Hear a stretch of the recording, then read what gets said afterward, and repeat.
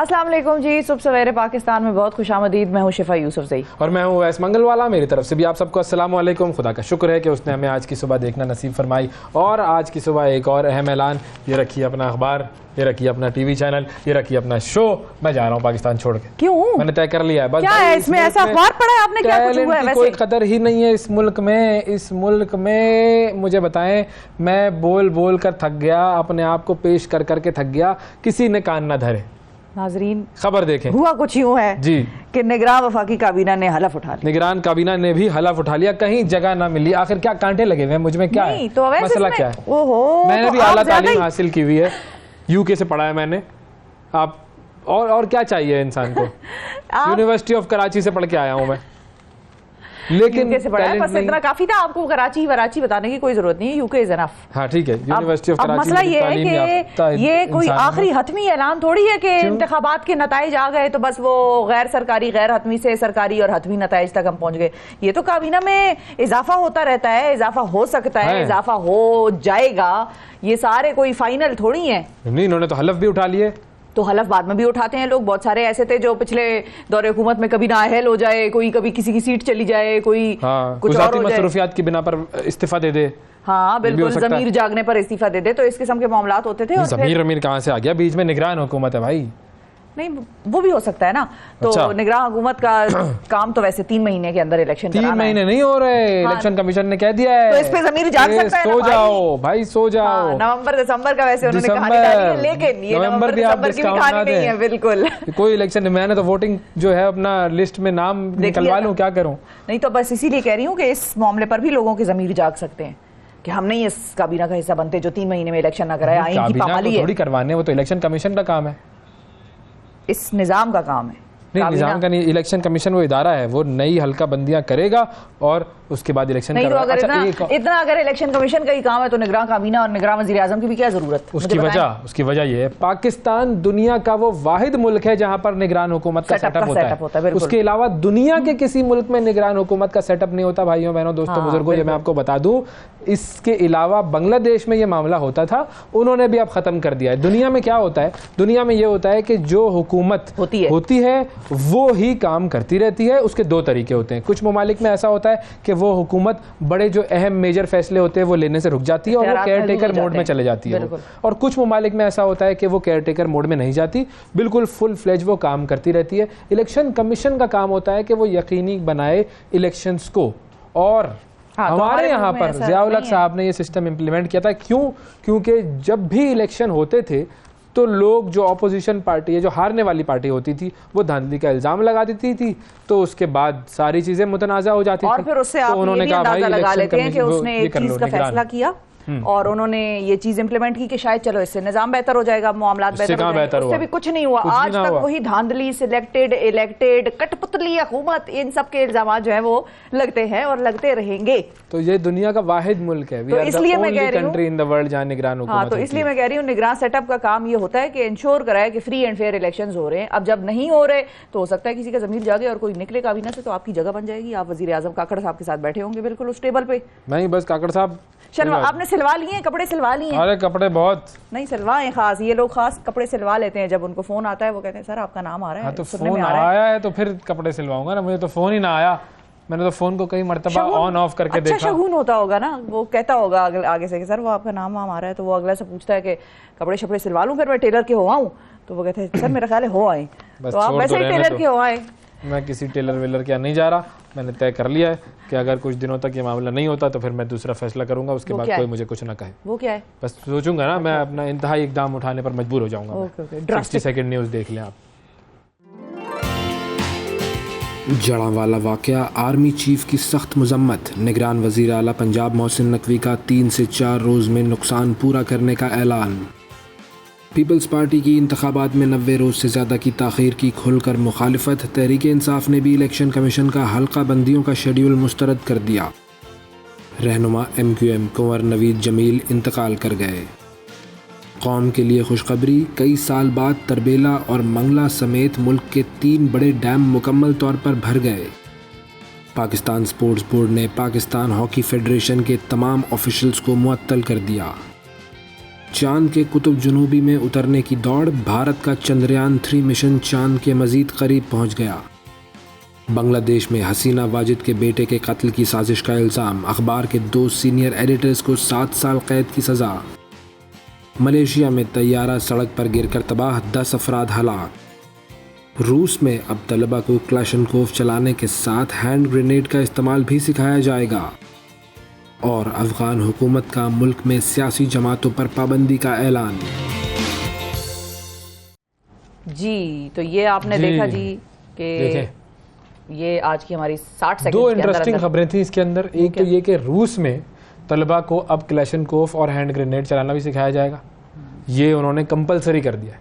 और जैसे वो पाकिस्तान में होती थी ना कॉलेजों में, पहले एनसीसी वो जाते थे, हम 1-2-4 फायर करते थे और खुश हो जाते थे, परेड वरेड होती थी, क्या कर दिया।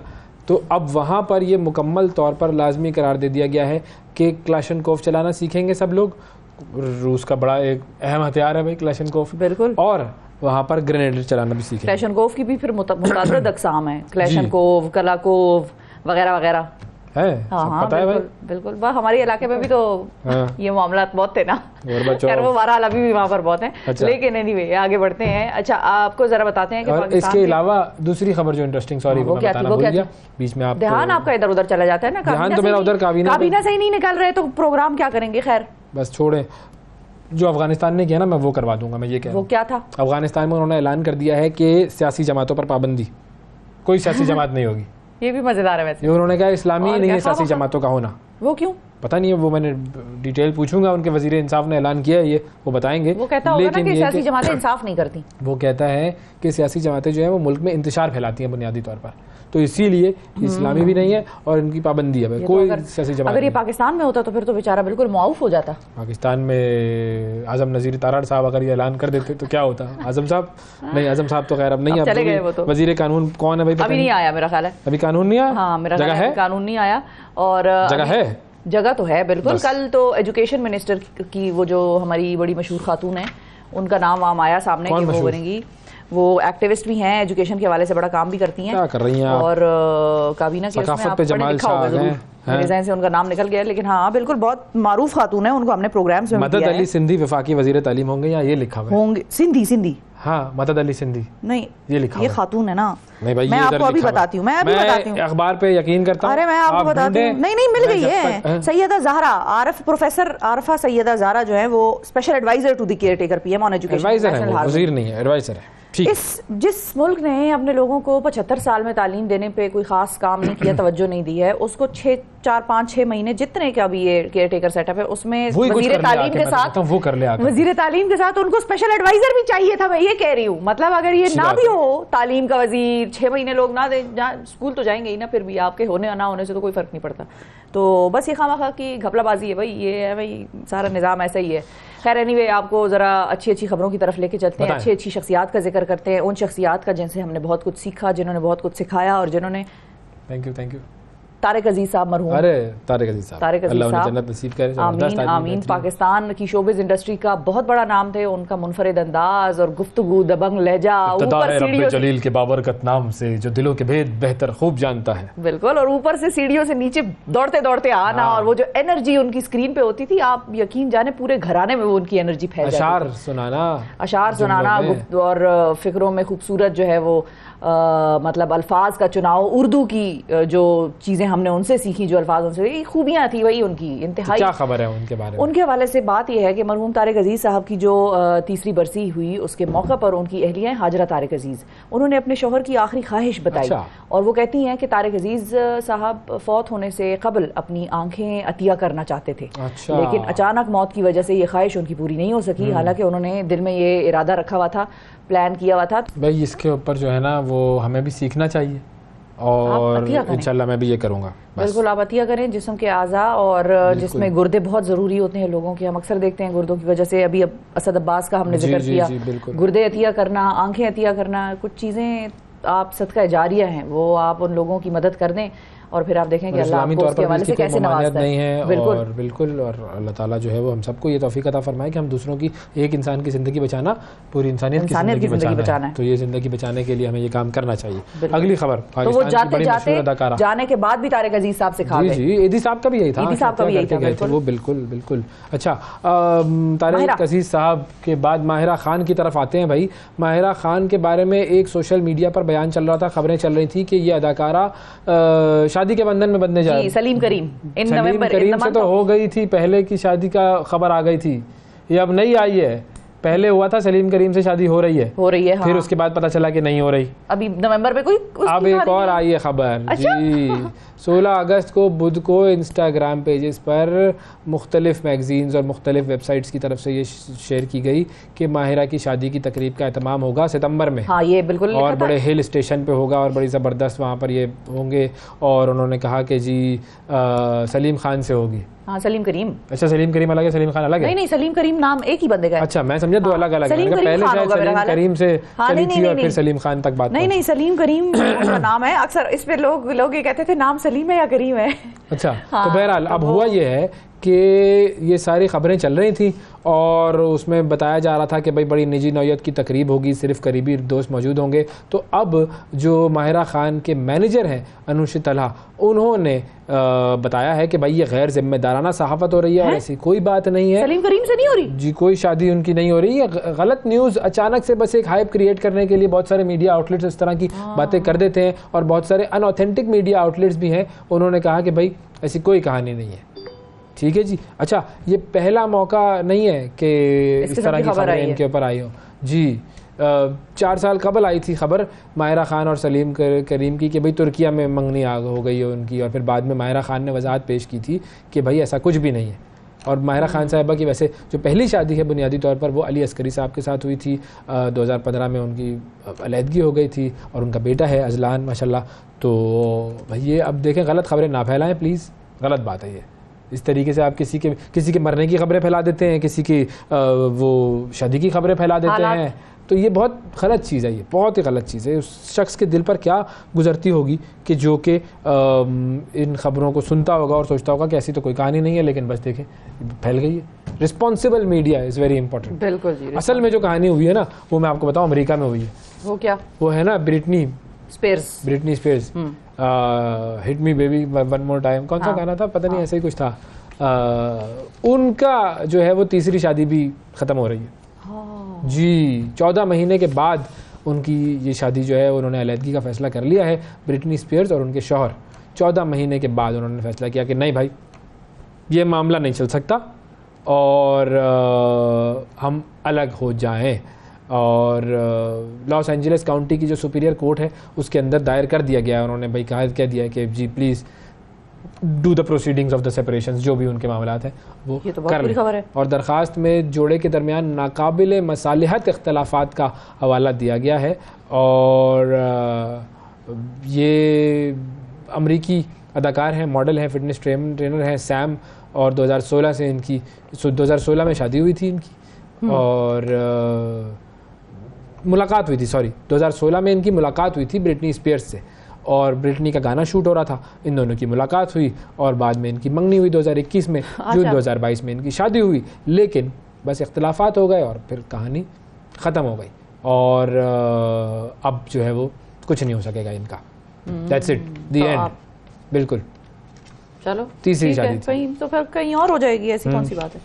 चले, कोई बात नहीं भाई, होता है ये तो, इस तरह तो होता है इस तरह के कामों में। अच्छा, अब मैं चाह रहा था कि आपको कुछ और भी खबरें बता दूं। हाँ। और ख़बरों की जो तरतीब है उस तरतीब में मैं कुछ तब्दीली करना चाह रहा हूँ। हम जाते हैं जर्मनी डायरेक्ट, नहीं जर्मनी या चलें या अफगानिस्तान अफगानिस्तान का तो आपने बता दिया कि जो पाबंदी लगी है वो, लेकिन बुनियादी तौर पर उन्होंने ये कहा है कि इस्लाम के ख़िलाफ़ है। इसकी भी डिटेल थी मेरे पास, तो खिलाफत का मामला करते होंगे कि शायद वहाँ पर उन्होंने बेसिकली अमीर है, उनकी जो हुकूमत है अमीर के तहत वो चलती है, शूरा है उनकी वो जो उन्होंने बनाई हुई है, और उसके सरबराह हैं जो कि पूरे कौम को, मुल्क को लीड करते हैं, लोगों को लीड करते हैं। अच्छा, अब जब ये मुल्ला उमर काम कर रहे थे ना वहाँ पर, तो उस वक्त भी जो लोग वहाँ पर जाते थे, मिलते थे, तो वो कहते थे कि भाई वो एक सिंपल सी मस्जिद की सफ़े बैठा हुआ होता है, आ जाओ भाई बात कर लो, जो भी मीटिंग करनी है वैसे कर लो, और वो सारा सिलसिला चल रहा था। अब इन्होंने आकर बहुत सारे काम किए, बहुत सारी चीज़ें ऐसी हैं जो कि इन्होंने कहा है कि भाई जैसे ख़वातीन की तालीम को इन्होंने महदूद कर दिया। अब ये किसी तरीके से इस्लामी नहीं है, लेकिन अब इन्होंने जो सियासी जमातों पर पाबंदी लगाने का ऐलान किया है, तो इसके हवाले से भी अब ज़ाहिर चहमगोइयाँ तो हो रही हैं कि क्या ये दुरुस्त है या क्या ये सही नहीं है। लेकिन अब पता चलेगा, इसके ऊपर रिलीजियस स्कॉलर्स से हमें राय लेनी पड़ेगी कि क्या वाकई ऐसा है, क्योंकि सियासी जमातों से डिवीज़न तो हो जाती है, ये तो तय है। मतलब आप XYZ पार्टी को सपोर्ट कर रही हैं, मैं ABC पार्टी को सपोर्ट कर रहा हूं, तो अब जब हम, लेकिन वो तो उस वक्त भी होता होगा खुलफाए राशिदीन के दौर में भी, क्योंकि उसमें जो भी लोग बैठे हैं वो एक हजरत अली करमल्लाह वजह को सपोर्ट करेगा, दूसरा जो है हजरत उमर रजी अल्लाह ताला अन्हु को सपोर्ट करेगा, तो उनमें भी वो तो फिर लोग डिवाइडेड तो थे ना, ओपिनियन वाइज। बिल्कुल डिवाइडेड थे, लेकिन ये सियासी जमातों का मामला ज़रा ज़्यादा खतरनाक हो जाता है ना, फिर तो बहुत ही डिवीज़न हो जाती है। तो बहरहाल अब देखते हैं कि ये कहाँ तक बात पहुंचती है और किस तरीके से ये इस मामले को लेकर आगे बढ़ते हैं। हाँ, अगली जो स्टोरी है वो है इंडिया और जर्मनी। इंडिया और जर्मनी दोनों जगह पर हम आपको एक साथ लेके जाएंगे। एक 2.5 साल बच्ची जो भारत और जर्मनी इन दोनों ममालिक के दरमियान ये एक तनाज़े का सबब बन गई है, सिफारती तनाज़ा हो गया। जो है अजीब कश्मकश में आ गए हैं वो लोग कि एक बच्ची की वजह से ये तनाज़ा हो गया। अब ये तनाज़ा है क्या कि जर्मनी में अगर वालिदैन जो हैं वो बच्चों की दुरुस्त देखभाल ना करें तो बच्चे उनसे अलग हो जाते हैं, ले लिए जाते हैं, गवर्नमेंट ले लेती है, लाओ भाई अपना बच्चा हमें दो, चलो भाई हम खुद तरबियत करेंगे, आप नहीं कर सकते इसकी तरबियत। और बड़े मसाइल होते हैं भाई, बच्ची को आप ज़रा नाश्ता वाश्ता ना दें या कुछ भी ना करें, और उसने स्कूल में कह दिया। फिल्म आई है अभी 4 दिन वो स्वीडन की पहले, Norway versus Chatterjee, Norway versus Mrs Chatterjee. आप वो फिल्म देखें और आप उसका आइडिया देखें, क्रिएटिविटी देखें, वो बेस्ड ऑन ट्रू जो इवेंट्स हैं उन पर बेस्ड है। उसमें भी इसी किस्म की कहानी थी कि वो एक इंडियन फैमिली वहां पर नॉर्वे में रहती है, और वो ज़ाहिर उनको टीका शीका लगाते हैं, और वो अपने हाथ से खाना खिलाना, हमारे यहाँ भी यही रिवाज है, उनके यहाँ भी है, तो वो हाथ से खाना खिलाएगी। तो वो जो लोग आके देख रहे होते थे, मिडवाइफ्स आती थी, ये तो खैर मैंने प्रोग्राम में पहले भी आपको बताया कि मिडवाइफ्स आती हैं, खवातीन जिनके यहाँ बच्चा पैदा होता है, सिखाने समझाने कि भाई इसको बांधना है, तो वो बच्चे को बांधना क्यों जरूरी है, वो किस किस्म का माहौल चाह रहा होता है शुरू में जब वो पैदा होता है, तो इस किस्म की चीजें सिखाने वो आती हैं। उसके बाद फिर वो जो एक टीम होती है सोशल सर्विसेज की, वो भी आकर चक्कर लगाती है, वो देखती है कि हाँ भाई साफ सफाई रखी हुई है कि नहीं, बच्चे को किस तरह से हाथ लगा रहे हैं, साफ हाथ लगा रहे हैं, गंदे हाथ लगा रहे हैं। तो ये सारा मामला था। ये उस फिल्म का बेसिक आइडिया है कि आगे मैं नहीं बताऊंगी कि हुआ क्या, लेकिन उन्होंने उस फैमिली को अच्छा खासा टफ टाइम दिया, पूरी जिंदगी बर्बादी मची है बाकायदा तौर पर, बिल्कुल। फिर हुकूमतें दरमियान में आई, तो ये उसी का सीक्वल लग रहा है मुझे। अच्छा, सितंबर 2021 में जर्मनी में रिहाइश पजीर भारतीय वालिदैन की एक बच्ची सिर्फ 7 माह की थी जब हुक्काम ने वालिदैन पर उसके साथ जिनसी तशद्दुद का इल्ज़ाम लगाया, बच्ची को ले गए। अब 2 साल से ये बच्ची एक फलाही इदारे के पास है, वालिदैन को उससे महदूद राब्ते की इजाज़त दी गई है, लेकिन गुज़िश्ता हफ्ते से ये इजाज़त भी मनसूख कर दी गई है और वालिदैन से अदालत में दरख्वास्त दायर की कि बच्ची को वापस इंडिया भेज दिया जाए, लेकिन उनकी ये दरख्वास्त भी रद्द कर दी गई है। और ये मामला अब सिफारती सतह पर दोनों ममालिक के दरमियान तनाज़े का सबब बन गया। अब देखते हैं कि ये तनाज़ा आगे कैसे हल होता है, क्योंकि ये ज़ाहिर है एक अजीब सा मामला है, और अगर कोई उन्होंने गलती की है तो फिर सज़ा मिलनी चाहिए, इसमें तो कोई दो राय हो ही नहीं सकती है।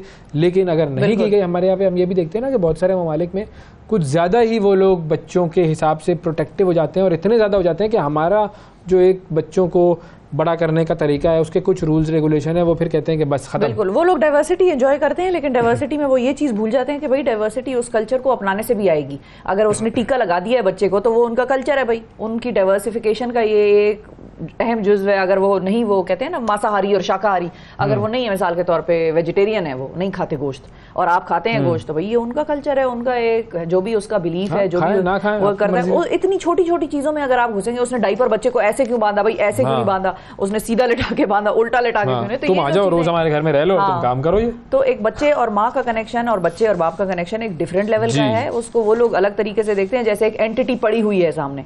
तो ये इसमें उस फिल्म में आप जरूर देखें, आपको बहुत कुछ सीखने को मिलेगा। पाकिस्तान की तरफ वापस आते हैं, बहुत हो गया जर्मनी भारत शरत।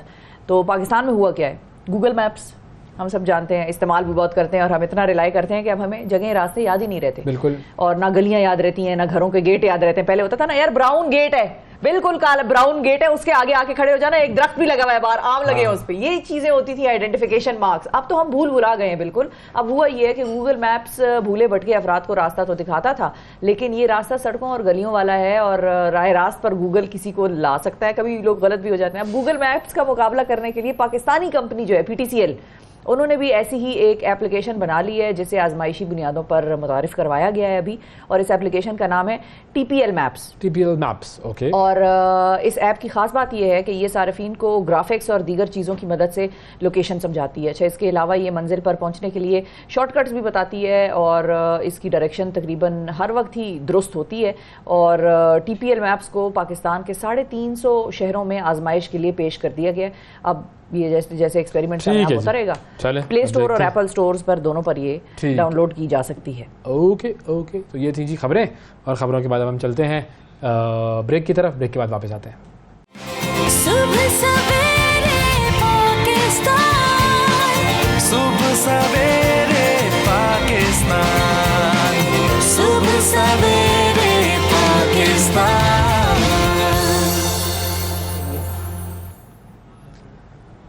वेलकम बैक जी। बात करते हैं जड़ांवाला वाक़या की, एक इंतहाई अफसोसनाक वाक़या कि जिसमें पाकिस्तान की सरज़मीन पर एक ऐसा ये वाक़या हुआ है कि जिसने हमें 1947 की याद दिला दी कि जब बंटवारा हुआ था और उस वक्त मज़हब के हवाले से लोगों को क्या क्या किया गया था। वो जो 40 लाख लोगों की एक हिजरत थी, उस हिजरत में कई मुसलमानों को शहीद किया गया था। और अब जड़ांवाला में जो एक वाक़या पेश आया है, इसके हवाले से मुकम्मल तौर पर मजम्मत की जा रही है। हुकूमत ने इसका नोटिस भी लिया है। Chief of army staff, chief justice साहब ने, चीफ़ ऑफ आर्मी स्टाफ ने, इसके अलावा वज़ीर आज़म साहब ने, इन तमाम लोगों ने मुकम्मल तौर पर इसकी मजम्मत की है।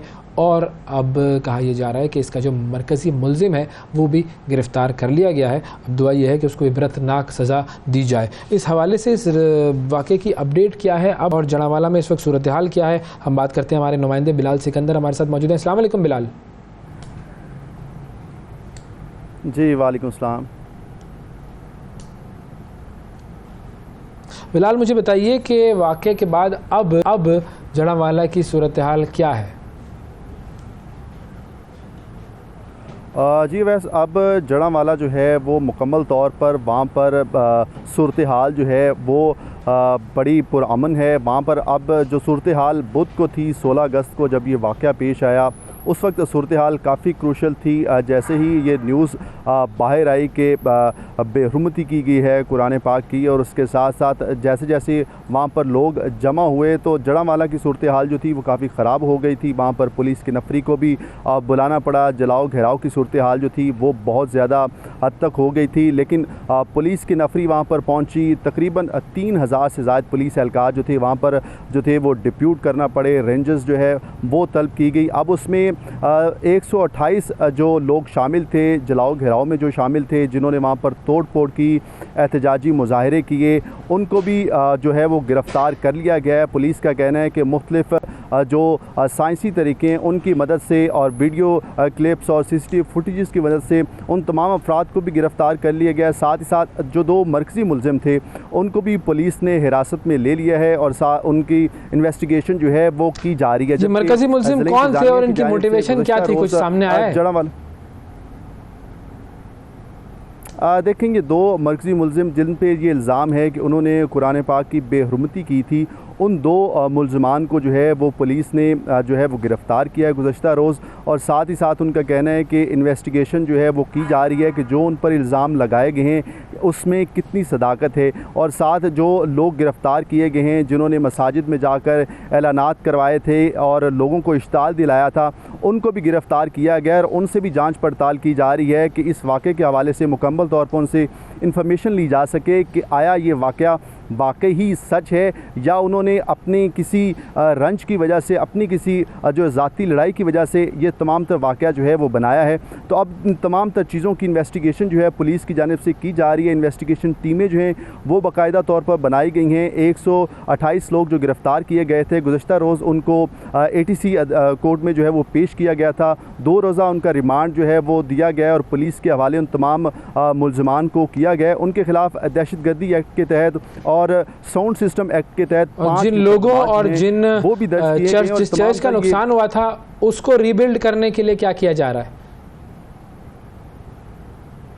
देखें, CM ने भी इस हवाले से जो है वो ट्वीट किया था और साथ ही साथ अब ADC की सरबराही में, ADC रेवेन्यू जो हैं उनकी सरबराही में टीम तश्कील दी गई है जो अब तखमीना लगाएगी कि जो वहाँ पर नुकसान हुआ है उसका तखमीना लगाया जाए, कितने घर जो हैं वो उसमें जले हैं, उनके अंदर जो सामान था उस हवाले से तमाम तखमीना जो है वो 1-2 रोज़ में मुकम्मल हो जाएगा। उसके बाद बिल्डिंग डिपार्टमेंट को ये हदायत की जा रही हैं कि वो तमाम तर घरों की रेनोवेशन जो है वो करे। वहाँ पर जितने लोग रिहाइश पजीर थे उनका जितना नुकसान हुआ है, उनकी जितनी कीमती सामान घरों के अंदर था उनका भी एस्टीमेट लगाया जाएगा और उनको तमाम तर सामान जो है वो भी प्रोवाइड किया जाएगा। साथ ही साथ जो उनके घर हैं उनकी रेनोवेशन भी की जाएगी। फैसलाबाद ज़िला इंतज़ामिया की जानिब से तमाम तर जो मसाले, कल कुछ तस्वीरें भी गर्दिश कर रही थी कि लोग जो हैं वो परसों रात से या घर से, मतलब परसों रात से या कल से वो खेतों वेतों में सोए हुए हैं और हमारी जो ज़ाहिर है मसीह बिरादरी के भाई बहन हैं वो खेतों में रात गुजारने और डर के मारे और छुप के बैठे हुए हैं और वो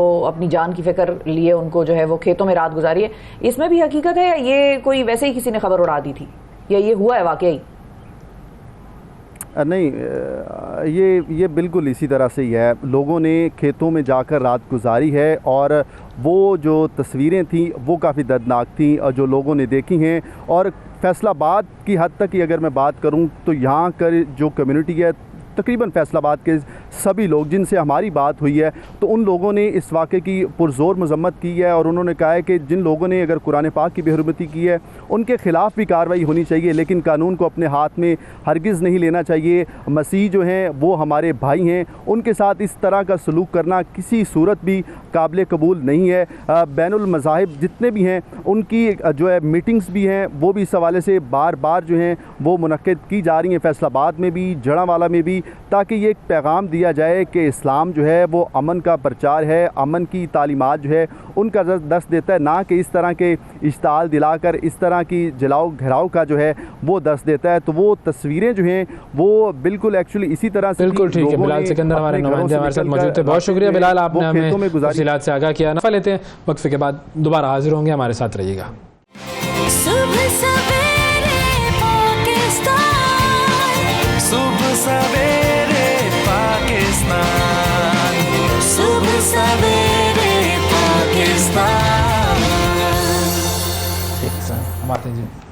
वेलकम बैक जी। फिटनेस फ्राइडे जुम्मे के दिन हम आपको बताते हैं कि क्या फिटनेस कर लीजिए ताकि आप थोड़ा सा अगले जुम्मे तक उस फिटनेस को अपने ऊपर इम्प्लीमेंट करें। अरसलान बारी फिटनेस ट्रेनर हमारे साथ मौजूद हैं और आज हमें ये सिखाएंगे कि किस तरीके से घर में 2 डंबल्स की मदद से आप अपनी अपर बॉडी, लोअर बॉडी वगैरह वगैरह ज़बरदस्त फिटनेस हो सकती है। ऐसे ठीक है जी। कैसे अरसलान, ठीक ठाक हैं आप? अल्लाह, क्या सिखाएंगे आप हमें?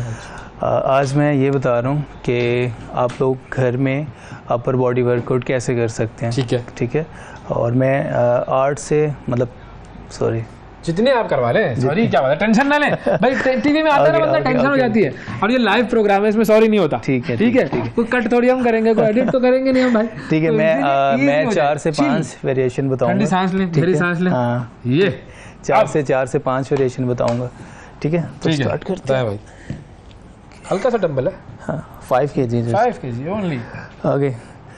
अपर बॉडी सबसे पहले तो आप शोल्डर प्रेस, शोल्डर में ये बहुत अच्छी मूवमेंट है, डंबल प्रेस। ये बस सिर्फ इतना है? हाँ, ये कितने करें ये? इसके आप लोग 12 to 15 रैप 3 सेट्स। दिखाएं जरा। 2-3 तो मैं भी कर ही लूंगा, कोई ऐसी बात नहीं। देखें।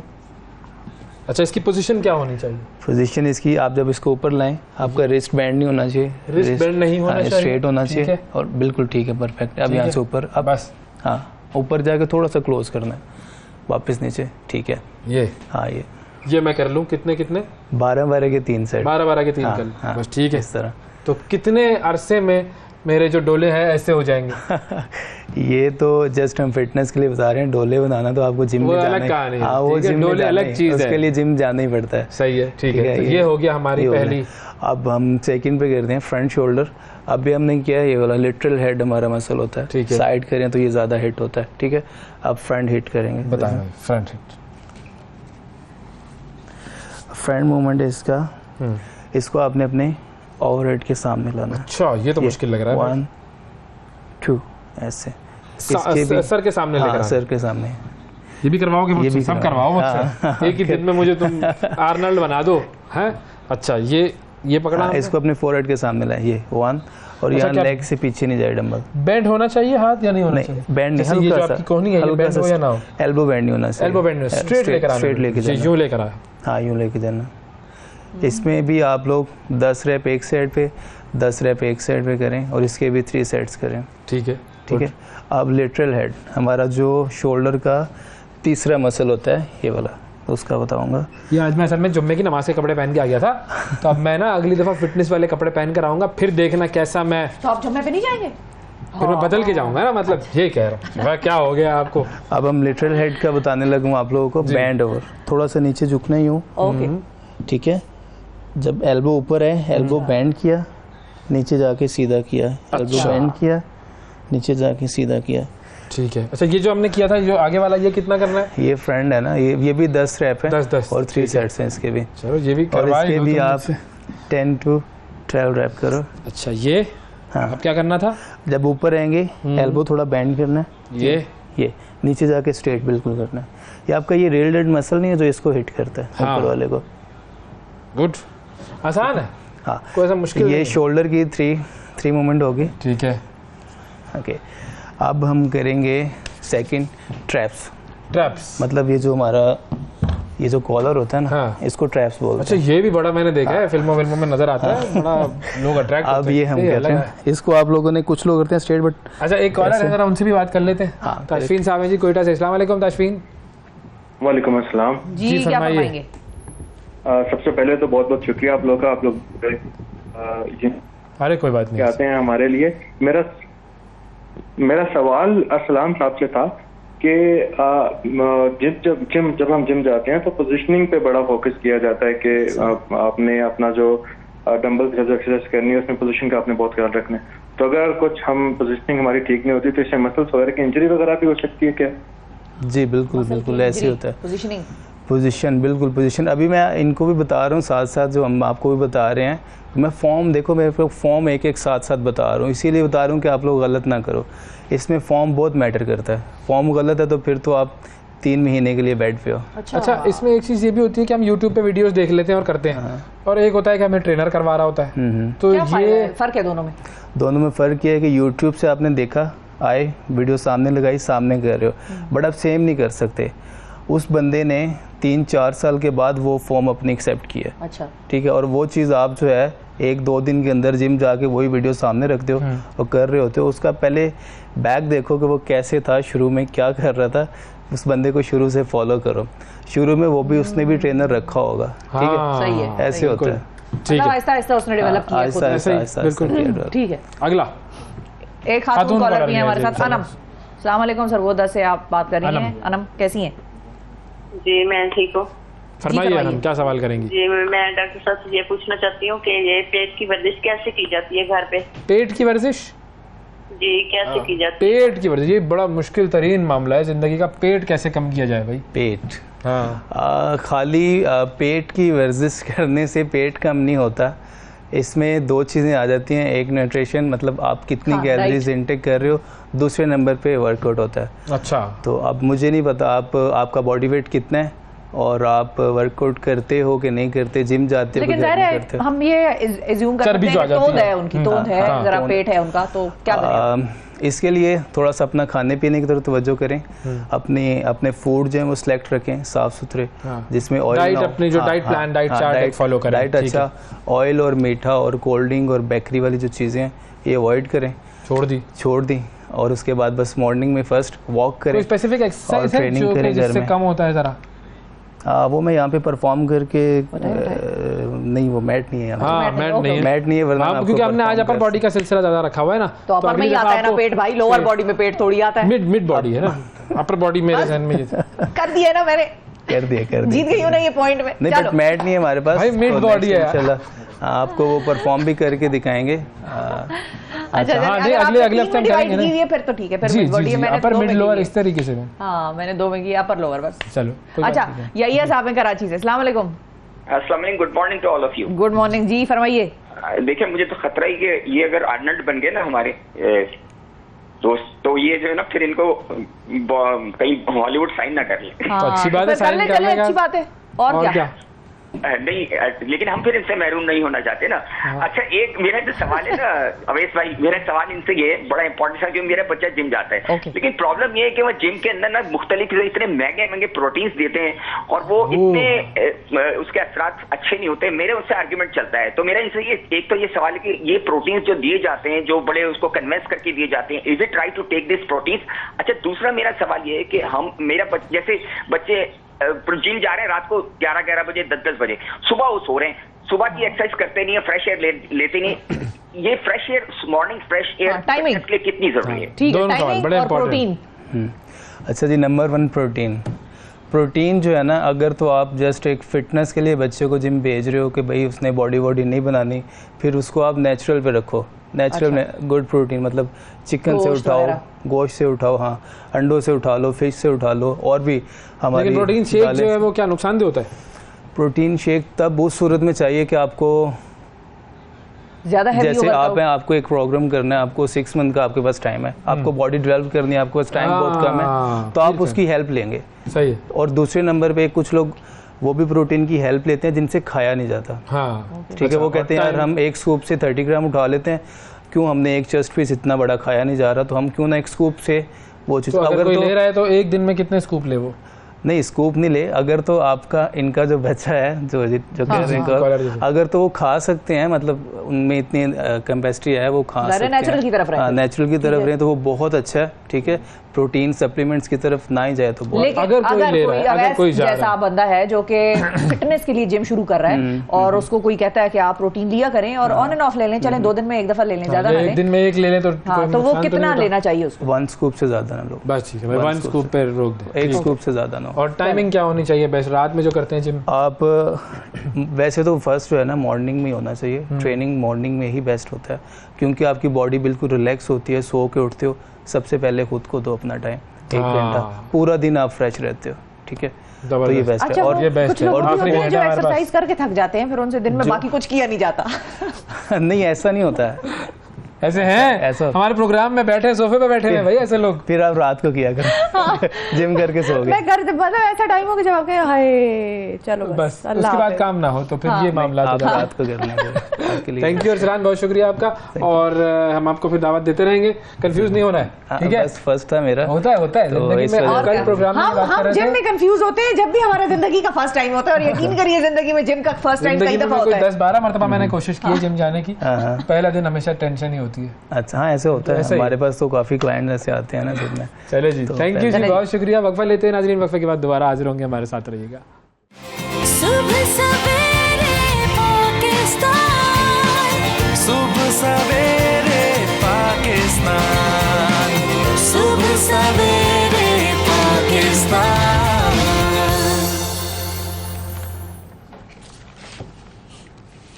वेलकम बैक जी, सुबह सवेरे पाकिस्तान में एक मरतबा फिर खुशामदीद। अब ज़रा बात करते हैं एक ऐसे मामले की जिसके बारे में जब भी बात की जाती है वो हमेशा ही मामला गंभीर रहता है। जिन्नात का जिक्र कुरान करीम में मौजूद है। अब ये जिन्नात क्या करते हैं, कैसे हमें हमारी ज़िंदगियों पर असरअंदाज हो सकते हैं? अक्सर जो ये मामलात होते हैं कि जी किसी के ऊपर जिन आ गया, फिर उसके बाद लोग जाते हैं किसी आलिम के पास और उनमें से बहुत सारे आमिल जो हैं वो जाली होते हैं, फिर उनके अलग एक मामलात होते हैं। इस सारे मामले पर हमने बात करनी है। हमारे साथ मजहबी स्कॉलर जनाब हाफिज साजिद महमूद अल-ज़ाहरी साहब मौजूद हैं। अस्सलाम वालेकुम।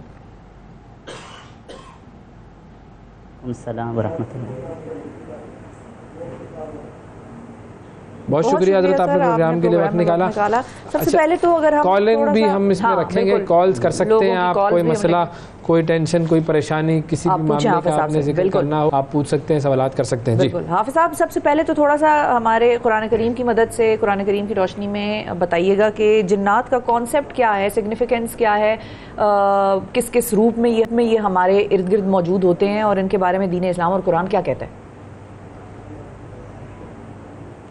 जी बिस्मिल्लाहिर्रहमानिर्रहीम। पहली बात तो ये है कि जिन्नात अल्लाह ताला की पैदा करदा एक मखलूक है। जिस तरह अल्लाह ताला ने इंसानों को पैदा किया, उसी तरह अल्लाह ताला ने जिन्नात को भी पैदा किया है।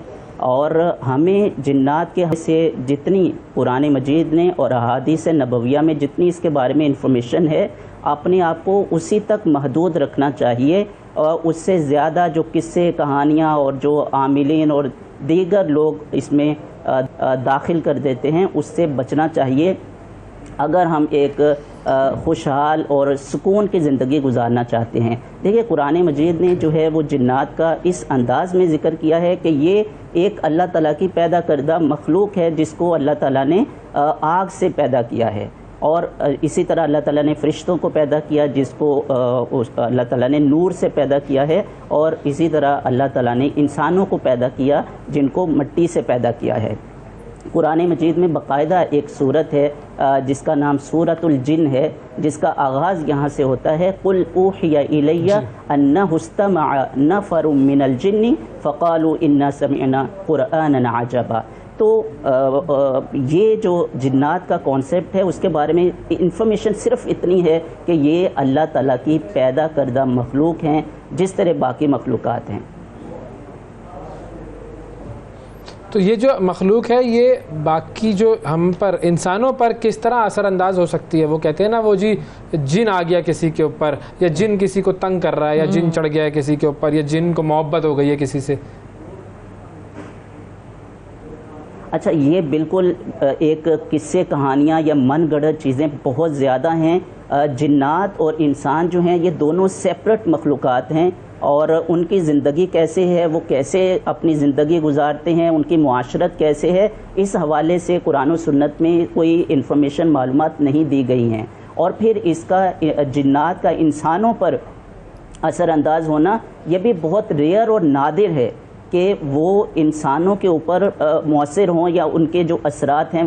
अच्छा, उसका इनकार नहीं है, ऐसी चीज़ें पॉसिबल हैं। बाज़ औक़ात कुछ मुशाहदात या तजर्बात लोगों ने जो बयान किए हैं, उसमें ये है कि इनके साथ इनका असर हो सकता है। लेकिन मैं दोबारा से यही कहना चाहूँगा कि वो बहुत रेयर और नादिर होता है कि वो अपना जो असर है वो करते हैं, क्योंकि ये एक शरीर मखलूक है, शर इसके अंदर मौजूद है, लोगों को तंग करना। लेकिन वो इस तरीके से नहीं होता कि वो इंसानी पॉपुलेशन में मौजूद होते हैं और उनको उनकी ज़िंदगी में खलल डालते हैं। वो अलग से एक सेपरेट उनकी मुआशरत है, अलग से उनकी ज़िंदगी है, और इंसानों के साथ उनका जो तामुल है वो उस तरीके से नहीं है। लेकिन रेयर और नादिर है, कभी ऐसा पॉसिबल है कि इस तरीके से जो जिन्नात हैं वो इंसानों पर असरअंदाज हो। हदीस में इस तरीके से तालीमात दी गई हैं कि आपने इस तरह की मखलूक़ात से किस तरीके से महफूज रहना है। उसके लिए कुछ मसनून दुआएं हैं कि अगर वो दुआएं आप उसका मामूल बनाते रहें तो बिल्कुल भी आप इनके करीब नहीं। तो हमने तो ये भी सुना है ज़ाहिर बड़ों से, उलमा कराम से, कि जब तक आप इनको कुछ ना कहें या मतलब एहतियात करें, जिस तरह लोग कहते हैं मगरिब के बाद सर ढांपे बगैर घर से बाहर ना निकलें, या दरख्तों के नीचे खामखा जाकर ना बैठें, सुनसान दरख्तों की जगहों पर जाकर क़याम पजीर ना हो। तो मतलब हमने ये भी सुना है कि अगर आप इनको तंग ना करें या ऐसी जगह जहां आपको लग रहा है कि हो सकता है इनके बसेरे हों, तो उधर आप ना जाएं, इनका ख्याल रखें, तो वो आपको खामखा तंग नहीं करेंगे। देखिए, अब ये तो इनविजिबल चीज़ें हैं ना, हमें तो पता नहीं है ना, हमें कोई ऐसी तालीमात मिली हैं कि इनका बसेरा दरख्तों पे होगा, वीरान जगहों पे होगा। ये इसी तरीके से सुनी सुनाई बातें हैं कि यहाँ पर मौजूद होते हैं। बस यही है कि आपने जो रात और तारीकी है, वैसे भी बेसिकली तारीकी के अंदर शर है, और उसमें यही है कि आप जो हैं वो नमाज की पाबंदी रखें और मुआवज़तैन जो अल्लाह के कुरान मजीद की आखिरी 2 सूरतें हैं, कुल आऊज़ु बिरब्बिल फलक और कुल आऊज़ु बिरब्बिन नास, अगर इनका जो है वो तिलावत मामूल बना लें तो कोई भी इस तरीके की चीज़ आपके करीब नहीं आएगी और ना ही उसका कोई असर है वो आपके ऊपर होगा। अच्छा, अब जो ये आमिल होते हैं, जो जाली आमिल जो होते हैं, ये क्या करते हैं?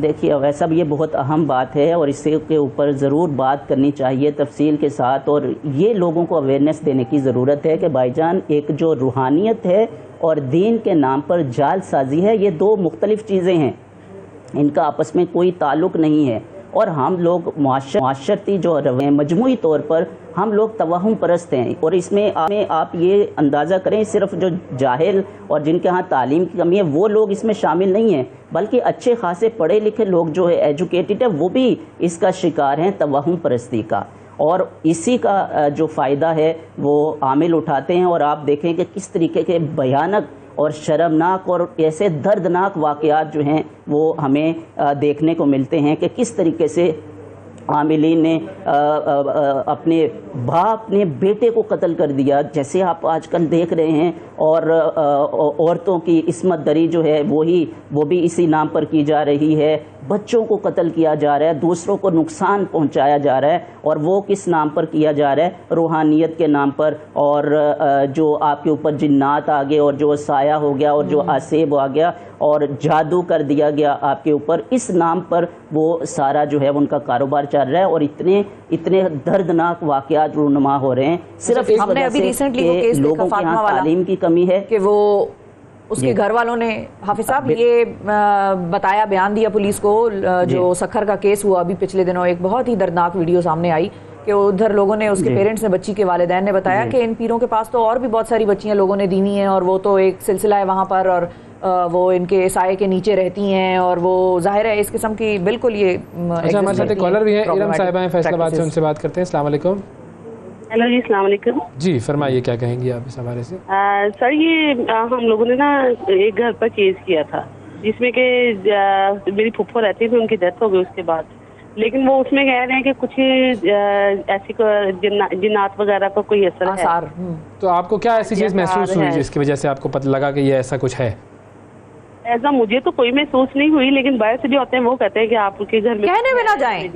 मतलब वो क्या, वो कुछ एक्सपीरियंस करते हैं या वो रात में जैसे किसी बच्चे के रोने की आवाज आती है, या वो मेरे भाई को महसूस हुआ है कि कोई औरत या कोई बच्चा जो है ना वो बोल रहा है और बच्चा रो रहा है। अच्छा, और आपके घर में कोई ऐसा बच्चा है नहीं जो कि रो सकता हो? उस एज का कोई बच्चा तो नहीं है आपके घर में? छोटा कोई बच्चा जी, इतना कोई छोटा बच्चा नहीं है। अच्छा, हमारे साथ रहिएगा आप, हम जरा पूछते हैं।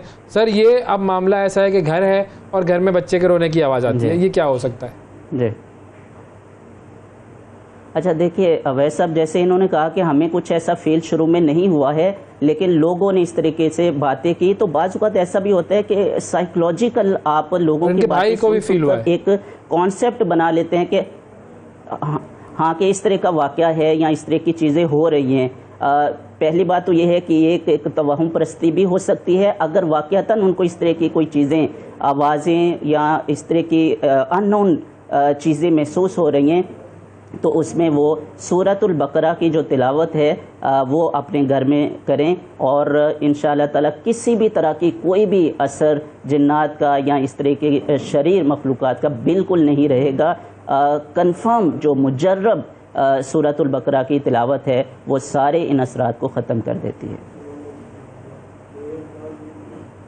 बिल्कुल ठीक, बिल्कुल ठीक। अच्छा, अब हम आ जाते हैं दोबारा से उस गुफ्तगू पर कि जो जाली आमिलीन जो होते हैं ये क्या करते हैं। अब अगर किसी को लग रहा है कि भाई उसके पास, उसके ऊपर कोई जिन है या उसके घर में कोई ये मसला है, तो बहुत सारे लोग खुद मौज़तैन या सूरह बकरा चले नहीं पढ़ रहे, भाई वो उसूलन तो खुद करना चाहिए, तो वो कहाँ जाएँ, किसके पास जाएँ? क्योंकि जब आप जाते हैं किसी के पास तो वो तो फिर इस तरह के मामला अक्सर सामने आ जाते हैं कि जहाँ पर लोग हुर्मती की जाती है या उनको गलत तरफ माइल किया जाता है। जी, मैं वैसे अब यहाँ पे 2 चीज़ें ज़रूर जिक्र करना चाहूँगा। जिसको कुछ इस तरह के प्रॉब्लम्स हैं, 99% जो इस तरह के इश्यूज़ हैं वो नफ्सियाती मसाइल होते हैं, और ये कोई ऐसी बात नहीं है जो हवा में की जा रही है, बल्कि इसके बाकायदा प्रूफ हैं कि हमारे यहाँ वैसे भी इन चीज़ों के नफ्सियाती अमराज है, इसकी अवेयरनेस ही नहीं है लोगों को, और वो कोई ना कोई नफ्सियाती मरज़ होता है जिसको जिन्नात, आसेब और जादू टूने के नज़र कर दिया जाता है, और उस फिर आप ये जाली आमलों की नज़र हो जाते हैं और वहाँ पर आप अपना पैसा भी लुटाते हैं, आबरू भी लुटाते हैं और बाज़ औक़ात अपनी जान से भी हाथ धो बैठते हैं। तो सबसे पहले अपने नफ्सियाती मुआलिज से रब्ता करना है और लाजमी तौर पर आपका वो मसला हल हो जाएगा। अगर आप कन्फर्म, पहली चीज़ ये होगी। दूसरी चीज़ कि आपको अगर लग रहा है कि वाक़तन ऐसा इशू है और नफ्सियाती मुआलिज जो है उसके इलाज, उसके नताइज नज़र नहीं आ रहे हैं, तो फिर आपने जो मसनून दुआएं हैं जो अल्लाह के रसूल ने बताई हैं उनका जिक्र करना है। और उसमें सबसे पहले जिसका भी मैंने बताया, मुअव्वज़तैन, कुल आऊज़ु बिरब्बिल फलक और कुल आऊज़ु बिरब्बिन नास, इन दो सूरतों की तिलावत करनी है और साथ में सूरतुल फातिहा की तिलावत, अल्हम्दुलिल्लाहि रब्बिल आलमीन अर्रहमानिर रहीम, ये जो सूरतुल फातिहा, इसकी कसरत के साथ तिलावत अपना मामूल बना लेना है। और देखिए, ये जो जाली आमलों के पास जाने की ज़रूरत ही नहीं है भाई, आप क्यों वहाँ पे जाएंगे? और आप देखें, आपको प्रॉब्लम है ना, तकलीफ़ आपको है, तो जब उसके सलूशन के लिए आप खुद तिलावत करेंगे तो वो दिल से करेंगे। जब अल्लाह ताला से दुआ करेंगे तो वो दिल से करेंगे। अल्लाह करेंगे तो ज़्यादा बेहतर होगा। कोई और एक और कॉलर है हमारे साथ, तनवीर साहब हैं जी, उनसे बात करते हैं। दुआ उली नफ्सी ही। अस्सलाम वालेकुम तनवीर साहब। वालेकुम सलाम जी तनवीर साहब फरमाइए। ऐसे है कि भाई जैसे ना मुझे रात को जैसे ना डर सा लगता है, जैसे ना मुझे जैसे कुछ होने वाला है, कुछ हो जाएगा, ये तबीयत रहती है मेरी। तो रात को जो सोने के जो अमाल हुजूर सल्लल्लाहु अलैहि वसल्लम ने बताए हैं वो आप पढ़कर, दुआएं पढ़कर सोते हैं? टीवी की आवाज़ सर बंद कर दें अपनी। अच्छा। जी अब बताइए। अब बताइए, जो मसनून जो मेरा तो मुझे जैसे रात को डर सा लगता है मुझे। मेरे प्यारे भाई, आपने टीवी की आवाज़ बंद की? थोड़ी आवाज़ कम कर। थोड़ी नहीं, बंद कर दें, नहीं थोड़ी बंद करनी। अरे भाई बंद कर दो टीवी की आवाज़। अब बताएं, अब आप रात को जब डर रहे होते हैं तो क्या आपने रात को जो हुजूर सल्लल्लाहु अलैहि वसल्लम ने जो अमाल, जो दुआएं बताई हैं वो पढ़ते हैं आप? हाँ जी, मैं दुआ इनके नमाज पढ़ता हूँ। अच्छा। तो नमाज पढ़ने के बाद कुछ पढ़ के सोता हूँ, जैसे ये बताया ठीक है। और आप घर में अकेले रहते हैं? नहीं ना, अकेले कैसे रह रहे थे? बहुत सारी जगहों पे टीवी की आवाज़ अभी टीवी की आवाज़ बंद करने का कहा है, दफ्तर में भी हो सकते हैं। वैसे कैसी बातें आप कर रहे हैं? हो सकता है रात को किसी वक्त किसी जगह पर आप अकेले होते हो ना, मैं ये पूछ रही हूँ। हाँ जी, रात को मेरी फैमिली मेरे साथ होती है। अच्छा ठीक है। अच्छा, अभी भी टीवी की आवाज़ बंद नहीं की है वैसे उन्होंने। जी हाफिज साहब बताइए, रात को डर लगना। अच्छा देखिए, ठीक है, अब वैसा कई इसके रीज़न हो सकते हैं। और रात को डर लगना या ख्वाब में इस तरीके से जो भयानक और डरावने ख्वाब आना है, इसकी कई तरह की वजूहात हो सकती हैं। उसमें बाज़ बात ये भी होता है कि आपका मैदा जो है ना, उसका प्रॉब्लम होता है, खुराक आपकी अच्छे से डाइजेस्ट नहीं हुई, तो उसके नतीजे में भी आपको डरावने ख्वाब आते हैं और नींद जो है उसके अंदर खलल आता है और बेचैनी रहती है। तो इसको भी देखना है कि कहीं ऐसा कोई इशू तो नहीं है।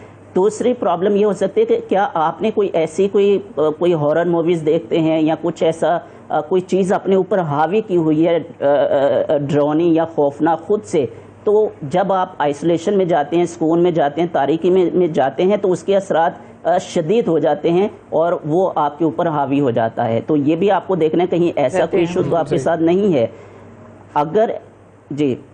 अगर ये सारे कुछ कोई प्रॉब्लम, कोई इशू आपके साथ नहीं आ रहा है, तो फिर आपने लाजमी तौर पर अपने नफ्सियाती मुआलिज जो है उससे ज़रूर रब्ता करना है और आपने ये अपना मामूल बना लेना है कि हमेशा वुज़ू करके फिर आपने अपने बेड पे सोने के लिए आना है। सही।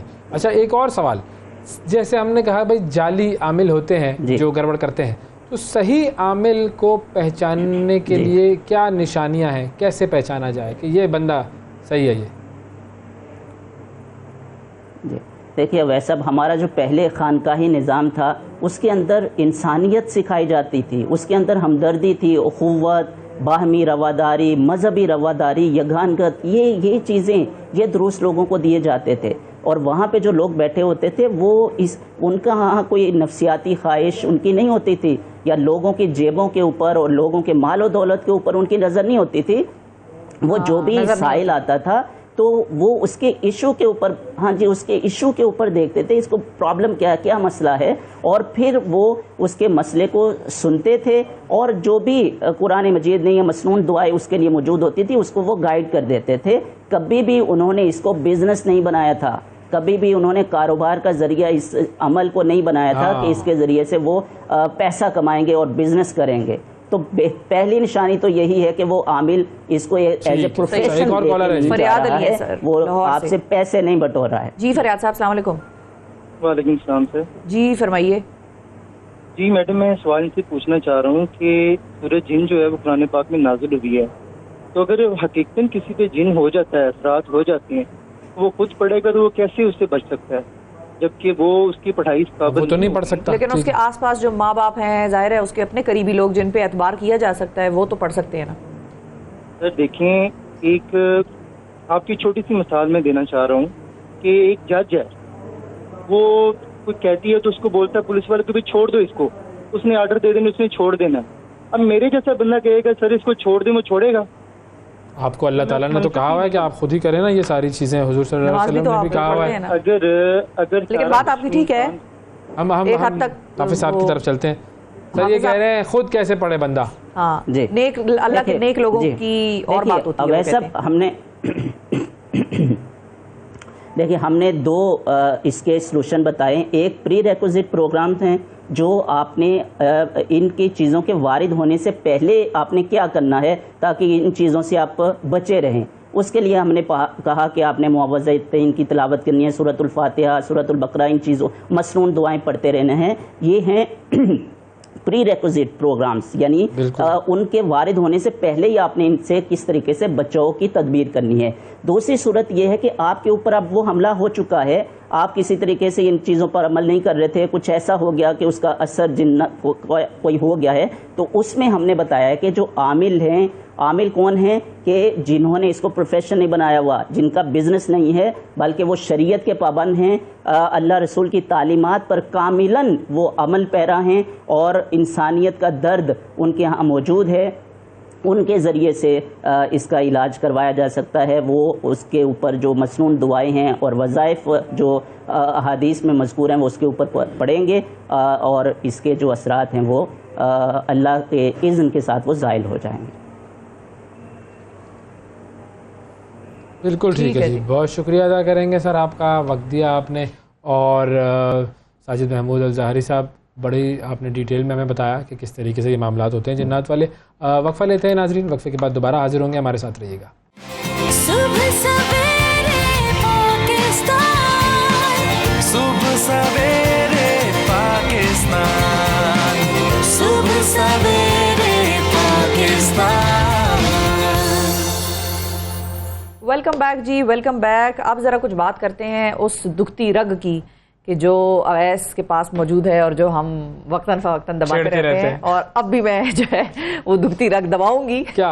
निगरां वफाकी काबीना का ऐलान कर छोड़ दें भाई, इसकी बात क्यों कर रही हैं बार-बार? आपको बताना है, अवैस नाज़रीन को बताना है कि कौन कौन जो है वो इस निगरां काबीना का हिस्सा होगा, कौन कौन से कलमदान जो है वो किस किस को अलॉट किए गए हैं और जो है सिलसिला क्या है। अच्छा, निगरां वज़ीर दिफा से आगाज़ करते हैं। पहले सबसे अहम शोबा है भाई, सबसे अहम शोबा है बिल्कुल। और वजीर दिफा निगरां जो है वो है lieutenant general retired Anwar Ali Haider साहब। ओके। और lieutenant general retired Anwar Ali Haider साहब जो है उनको निगरां काबीना में वजीर दिफा और डिफेंस प्रोडक्शन का कलमदान सौंपा गया है। और इससे कबल वो साबिक वजीर आजम के दौर में नया पाकिस्तान हाउसिंग स्कीम, पिछले कप्तान वाले जो वजीर आजम थे उसमें नया पाकिस्तान हाउसिंग स्कीम के चेयरमैन के तौर पर काम कर चुके हैं। वो नेशनल डिफेंस यूनिवर्सिटी NDU के चेयरमैन, मिलिट्री पुलिस कमांडेंट और जो है वो इन अहम खिदमात को भी सरअंजाम दे चुके हैं। तो ये सूरत हाल है जी वजीर दिफा हमारे निगरान। वजीर सेहत कौन है जी? डॉक्टर नदीम जान साहब। बिल्कुल, निगरान काबीना में वजीर सेहत जो है उनका कलमदान चारसद्दा से ताल्लुक रखने वाले डॉक्टर नदीम जान को दिया गया है। डॉक्टर नदीम जान अक़वाम मुत्तहिदा, USAID, यूरोपीय यूनियन समेत मुख्तलिफ बैनुल अक़वामी NGOs के साथ हेल्थ के मिशन जो हैं उनको वो देखते रहे, उन पर काम कर चुके हैं और उनका शुमार पाकिस्तान में पोलियो सर्वेलेंस का निज़ाम कायम करने वाले बानी अरकान में होता है। ओके, अच्छा जी। फिर वजीर तवानाई ताबिश गौहर साहब, ये तो फिर मैं ही बता दूं आपको कि कौन है, क्योंकि ज़ाहिर है कराची का वो जो मामला है कि इलेक्ट्रिक का बड़े अच्छे तरीके से कि इलेक्ट्रिक जो है वो कराची के बिजली के मामलात को देखता है और बड़ा ज़बरदस्त बिजली का निज़ाम है कराची में, और कराची की आवाम बड़ी पुरसुकून तौर पर बिजली की जो फराहमी है उसका हमेशा जो है वो कहती है कि भाई वाह वाह वाह क्या कमाल चल रहा है। तो वो पहले जो है वो पिछले दौर में वो पावर और पेट्रोलियम के जो है वो भी माविन खुसूसी थे, अब जो है वो आ गए हैं इस दौर में वज़ीर तवानाई ताबिश गौहर। अच्छा, ताबिश गौहर साहब जो हैं उनका एग्जैक्टली अब इस वक्त जब हम बात कर रहे हैं, तो कल जब ताबिश गौहर साहब की अनाउंसमेंट आई थी तो उसके बाद जो है लोगों ने कहा कि नहीं भाई ताबिश गौहर साहब पे कुछ ऐसी कंपनीज हैं और कुछ ऐसे ऑर्गेनाइजेशनल बिजनेस ग्रुप्स हैं जिन्होंने एतराज़ उठाया है कि ताबिश गौहर साहब को आप इस शोबे पे ना लेके आए, अच्छा, ये कलमदान ना दें। तो फिर अब जो है ये चीज़ ज़रा थोड़ी सी मेरा ख्याल है कि डिसाइड होगी कि क्या ताबिश गौहर साहब हैं या जो दूसरे कंटेंडर हैं जिनका नाम प्रपोज किया जा रहा है बिजनेस कम्युनिटी की तरफ से या दीगर हलकों की तरफ से, उनको ये कलमदान मिलता है। तो इस पे अभी तक जो है थोड़ी सी कंफ्यूजन पाई जाती है। अच्छा, वफाकी वजीर जो हैं गौहर एजाज साहब, गौहर एजाज साहब हम सब जानते हैं एक चेयरमैन ऑल पाकिस्तान, सितारा इम्तियाज भी मिला है उनको, बिल्कुल सितारा इम्तियाज भी मिला है, एप्टमा के जो हैं वो चेयरमैन भी हैं, और निगरान काबीना में तिजारत और सनत का जो है करमदान वो उनको सौंपा गया है। वो साबिक सेनेटर मरहूम शेख एजाज अहमद के फर्जंद भी हैं, अच्छा, और एजाज ग्रुप ऑफ कंपनीज के चीफ एग्जीक्यूटिव भी हैं। वाह जी वाह, अच्छा, मैं जी हूँ मंगलवाला ग्रुप का चीफ एग्जीक्यूटिव। अच्छा, अगला बढ़ते हैं, मजहबी उमूर के जो वजीर हैं जनाब अनीक अहमद साहब, बड़े जबरदस्त होस्ट हैं माशाल्लाह, सब जानते हैं और इनके बारे में किसी किस्म का कोई इंट्रोडक्शन बनता नहीं है।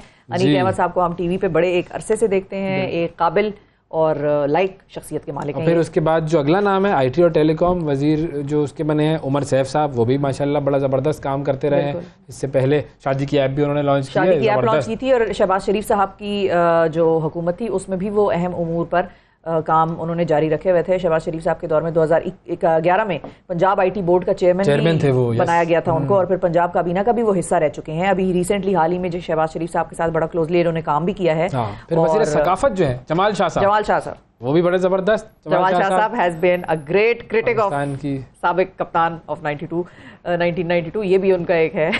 कुछ तो फिर ज़ाहिर है आर्ट्स काउंसिल के वो डायरेक्टर जनरल भी रहे हैं, और बलूचिस्तान यूनिवर्सिटी में जो फाइन आर्ट्स का जो शोबा है उसकी 3 साल तक उन्होंने सरबराही की है, और फिल्म टेलीविज़न आर्ट्स उनसे इनका बड़ा गहरा ताल्लुक है जी। इंसानी हुकूक पे कौन आया? इंसानी हुकूक पे मुमताज़ अहमद तारड़ साहब आए हैं। मुमताज़ अहमद तारड़ साहब ने अगस्त 2017 से मई 2018 तक साबिक वज़ीर आज़म शाहिद खाकान अब्बासी की क़यादत में काबीना में इंसानी हुकूक के लिए काम किया था, बतौर निगरान वज़ीर का ओहदा उस वक्त संभाला था उन्होंने। और वज़ीर दाखिला सरफराज बुख्ती साहब हैं, इरफान असलम साहब कानून देख रहे हैं, शमशाद अख्तर साहिबा वज़ीर ख़जाना हैं, और जलील अब्बास जिलानी साहब वज़ीर ख़ारजा हैं। और यहाँ पर एक चीज़ आपको नाज़रीन बता दें कि इसमें बहुत सारे ऐसे कलमदान हैं जो कि ना भी किसी को दिए जाते तो उससे इंतखाबात। सोलंकी साहब का तो नाम भूल गया मैं, जिन्होंने कल से उनके खिलाफ एक कैंपेन चली हुई है सोशल मीडिया पर। सॉरी सर, भूल गया मैं आपका नाम लेना। अब आपको वो ब्लॉक कर देंगे, अब वो आपको ट्विटर पे ब्लॉक कर देंगे, क्योंकि मुर्तज़ा सोलंकी साहब एक काम करते हैं, वो खुद ही अगले को छेड़ के और उसको ब्लॉक कर देते हैं ताकि वो जवाब चेक कर लूं मैं, आप चेक कर लें। और जो मैं कह रही थी, और जो मैं कह रही थी कि निगरान जो काबीना है उसमें 4 अहम जो है 4 से 5 अहम वजारतें हैं जिन पर के वजीरों का होना जरूरी है, जिसमें इंटीरियर है, फॉरेन अफेयर्स है, एनर्जी है, फाइनेंस है, और आप कह सकते हैं चले भाई डिफेंस भी है। इसके अलावा बाकी जो सकाफत, खेल वेल, ये सब चीजें हैं, ये सब बेकार बातें हैं, ये निगरान काबीना में ना भी हो। अवैस मंगलवाला है is been blocked by Murtaza Solanki साहब। ये नाचीज भी एक जमाने पहले मुर्तज़ा सोलंकी साहब ने ब्लॉक की हुई थी, और बहुत सारे ऐसे लोग हैं कि जो मुर्तज़ा सोलंकी साहब ने ब्लॉक किए हुए हर एक के साथ। और इसके पीछे कॉन्टेक्स्ट ये है कि सोलंकी साहब खुद पहले उसके साथ छिड़ते हैं, उसको छिड़खानी करते हैं, उसके साथ हाथ करते हैं, और फिर उसको खुद ही ब्लॉक भी कर देते हैं ताकि ना उसको पता चले, ना वो मेरी ट्वीटें देखे जो मैं उसके बारे में कह रहा हूँ, जो भी कह रहा हूँ। और ब्रेक ले लेते हैं, छोड़े अब क्या बात करूँ मैं। अब कहाँ से मैं काबीना में जाऊँगा, ब्रेक पे जाऊँगा मैं, चले। सुबह सवेरे पाकिस्तान, सुबह सवेरे पाकिस्तान, सुबह सवेरे पाकिस्तान।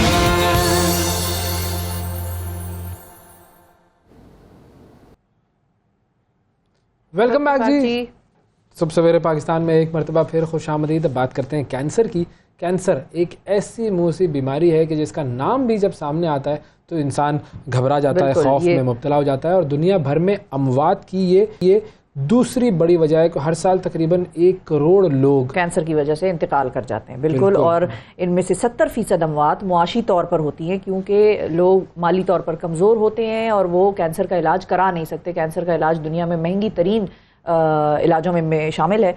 और बहुत से ऐसे लोग हैं जो कि शौकत खानम का रुख करते हैं इसी मामले की वजह से। Shaukat Khanum being one of the most, जिस इदारे को हम कहेंगे कि one of the most caring इदारा, अगर हम कैंसर की बात करें, हम सब किसी न किसी ऐसे शख्स को जानते हैं जो कैंसर में मुब्तला हुआ और जिसने शौकत खानम से इलाज कराया, चाहे मुफ्त कराया या चाहे अपने पैसे देकर कराया, लेकिन कराया ज़रूर। वो एक्सपर्टीज़ शौकत खानम के पास हर साल हज़ारों अफराद का वहाँ पर मुफ्त इलाज होता है। लाहौर से आगाज़ हुआ, फिर पेशावर में बना, अब कराची में बन रहा है। तो आज हमने बात करनी है डॉक्टर फैसल सुल्तान साहब जो कि चीफ़ एग्जीक्यूटिव हैं शौकत खानम मेमोरियल हॉस्पिटल के, उनसे और बात करेंगे कि ये इदारा क्या कर रहा है। अस्सलाम वालेकुम डॉक्टर साहब।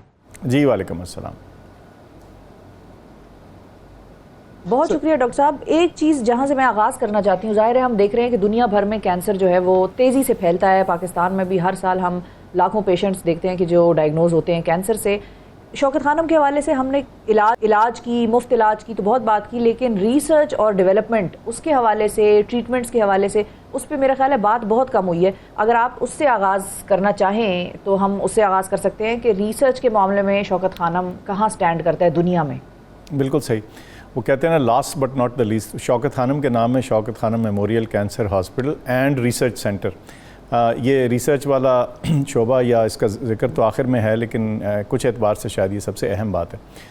उसकी वजह यह है कि जितने भी तरीक़ा इलाज मौजूद हैं, जिसमें कैंसर की कीमोथेरेपी है जो तकरीबन 50-60 साल 70 साल पहले इसका आगाज़ हुआ। सर्जरी तो एक तरह से ज़माना कदीम से किसी हद तक किसी न किसी तरीके से चल रही थी। फिर रेडिएशन जो है वो इसी तरह 60-70 साल की कहानी। तो ये 3 तरीका इलाज रहे हैं। फिर अब इम्यूनोलॉजी इसमें शामिल हो चुका है। लेकिन हर तरीका इलाज में कोई ना कोई जिद्दत, नई चीज़, इनोवेशन हर रोज़ हर महीने नहीं, हर हफ्ते नहीं, हर रोज़ देखने में नज़र आती है।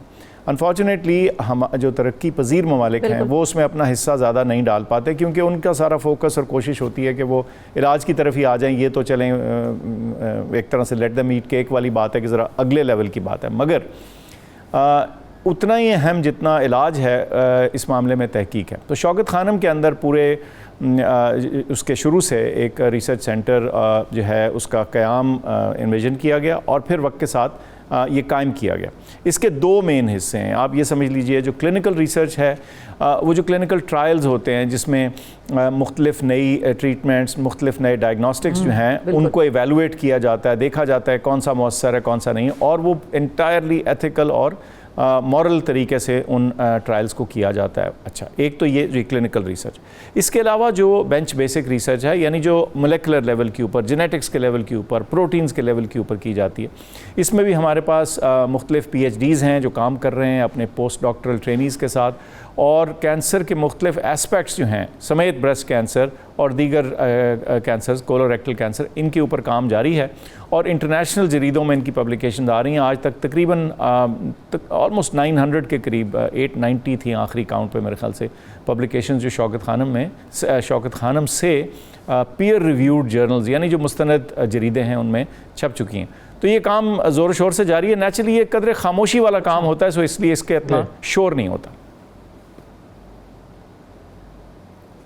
इसीलिए हमने पहले शुरू कर दिया ताकि लोगों को पता चले, क्योंकि कैंसर का इलाज तभी हो सकेगा जब कैंसर के बारे में रिसर्च होगी, और उसका तदारुक भी तब हो सकेगा जब कैंसर को रोकने के लिए रेमेडीज़ के ऊपर काम होगा। अच्छा सर, ये बताया कि इस वक्त जो मुख्तलिफ अस्पताल पाकिस्तान के शहरों में मौजूद हैं, शौकत खानम मेमोरियल हॉस्पिटल, वहाँ पर कितने मरीज़ आ रहे हैं, इनफ्लो कितना है, उसमें से कितनों का इलाज मुफ्त होता है, और किस किस टाइप के कैंसर्स को ट्रीट किया जा रहा है? सही। जब हम इस चीज़ का जिक्र करें ना कि कितने कैंसर के केसेस हैं, तो कई दफ़ा मेरी ख्वाहिश होती है कि हम तकरीबन उस तखमीने का जिक्र कर दें जो कुल कैंसर के बारे में है पाकिस्तान के अंदर। सो हमारा ख्याल है कि तकरीबन 1,80,000 के करीब एस्टिमेट है जो नए कैंसर के केसेस होते हैं। इसमें से हर साल तकरीबन 50,000 के करीब जो है हमारी वॉक इन क्लिनिक्स पे आते हैं अपनी इवैल्यूएशन करवाने, और उसमें फिर हमें चुनना पड़ता है कि हम तकरीबन 10-12 हज़ार मरीज़ जो हैं उनको इवैल्यूएट करते हैं, देखते हैं कि इनको हम कैंसर के लिए एक्सेप्ट कर लें। अब जो लोग हम एक्सेप्ट कर चुके होते हैं केयर के लिए, उनमें से 75% के करीब जो मरीज़ हैं उनका इलाज मुफ्त हो रहा होता है, और थोड़ी सी और एक परसेंटेज है जो जिनमें थोड़ी सी सपोर्ट के साथ हो रहा होता है, और जो अपने से ख़ुद से अपने पैसे दे के इलाज करवा रहे होते हैं, उनकी जो शरह है उनकी प्रोपोर्शन 25% से कम होती है। सो यूँ कह लीजिए कि 3/4 के करीब जो है ना 75% के करीब जो है इलाज जिन लोगों का हो रहा होता है वो मुफ्त हो रहा होता है। और ये भी जहन में रहे कि ये इतना महंगा इलाज है कि बेशतर पाकिस्तानी जो हैं वो इसका मुकम्मल ख़र्च उठा नहीं सकते। तो यहाँ आता है शौकत खानम की जो फिलैंथ्रोपिक साइड है, डोनेशंस और ज़कात आपकी, जिनके ज़रिए फिर इनका इलाज होता है। बिल्कुल सही। और किस किस जो टाइप के कैंसर हैं उनको ट्रीट किया जा रहा है, और प्रेवलेंट कितने कौन कौन से हैं, स्पेशल टाइप्स जो खास जिनके बारे में हम कह सकते हैं कि ये प्रेवलेंट है इस रीजन में? अच्छा, एक तो ये है कि प्रेवलेंस की पहले बात कर लेते हैं, फिर किन किन टाइप जो हम ट्रीट करते हैं। जो प्रेवलेंस में अगर ख़वातीन में देखें तो तकरीबन दुनिया में किसी भी हिस्से में आप चले जाएं तो ब्रेस्ट कैंसर का, छाती के सरतान का जो इंसिडेंस है वो सबसे ज़्यादा होता है, और हमारे यहाँ भी कुछ वही सूरत हाल है, बल्कि एशियाई ममालिक में हमारे यहाँ ब्रेस्ट कैंसर की इंसिडेंस कदरे ज़्यादा ही है। इसके अलावा मर्दों में अगर देखा जाए तो एक इवन सी डिस्ट्रीब्यूशन है, गैस्ट्रोइंटेस्टिनल यानी मैदे, आंत, कोलन के कैंसर्स हैं, लिम्फोमास हैं, तंबाकू से रिलेटेड जो कैंसर्स हैं उनका भी है, प्रोस्टेट वगैरह। सो मर्दों में तकरीबन एक इवन सी डिस्ट्रीब्यूशन है, 4-5 मुख्तलिफ कैंसर्स की बराबर 10-12%, और ख़वातीन में जो हैवी प्रोपोर्शन है वो ब्रेस्ट कैंसर की है, लेकिन दूसरे कैंसर्स भी औरतों में होते हैं। अच्छा, आपने सवाल पूछा कि हम कौन से कैंसर्स का इलाज करते हैं। हम तकरीबन हर कैंसर का इलाज करने की कोशिश करते हैं और उसकी सलाहियत रखते हैं, जिसमें बच्चे भी शामिल हैं। 11% तकरीबन जो हमारा पेशेंट फ्लो है वो चिल्ड्रन होता है, बाकी 90% 89% जो है वो एडल्ट्स हैं। इसमें ऑलमोस्ट हर किस्म का कैंसर जो है उसका इलाज होता है। और लेकिन हमारे लिए चैलेंज क्या होता है? चैलेंज ये है कि जैसे मैंने अर्ज़ की, हमारे पास अब 2 अस्पताल हैं, तीसरा इंशाल्लाह आगे बन रहा है, लेकिन एक फाइनाइट कैपेसिटी है, यानी हमें हर जगह एक लकीर लगानी पड़ती है कि इससे ज़्यादा मरीज़ नहीं हम ले सकते। तो कुछ कैंसर्स में हम वो स्टेज के हिसाब से लगा रहे होते हैं, कुछ में उम्र के हिसाब से, कुछ में कैंसर की जो बेसिक टाइप है उसके हिसाब से।